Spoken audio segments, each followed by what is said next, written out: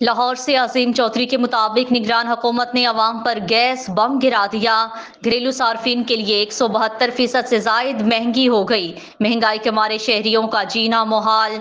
विफाकी हुकूमत ने गैस की कीमतों में इजाफे की मंजूरी दे दी। पेट्रोलियम डिवीजन के गैस की कीमतों में इजाफे से मुतल्लिक एलामिया जारी कर दिया गया। गैस की नई कीमतों का इत्तलाक 1 नवंबर से होगा। नोटिफिकेशन के मुताबिक माहाना 25 से 90 मकब मीटर तक गैस के प्रोटेक्टेड सार्फिन के लिए कीमत नहीं बढ़ाई गई। ताहम प्रोटेक्टेड सार्फिन के लिए फिक्स चार्जेस 10 रुपए से बढ़ाकर 400 रुपए कर दिए गए।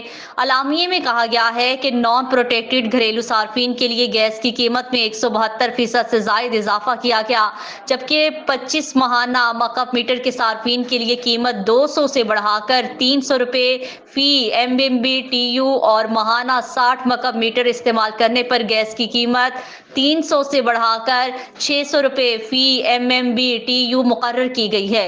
इलामिये में बताया गया है कि माहाना 100 मकब मीटर इस्तेमाल पर गैस की कीमत 400 से बढ़ाकर 1000 रुपए, माहाना 150 मकब मीटर इस्तेमाल पर गैस की कीमत 600 से बढ़ाकर 1200 रुपए और माहाना 200 मकब मीटर इस्तेमाल करने पर गैस की कीमत 800 से बढ़ाकर 1600 रुपए फी MMBTU कर दी गई।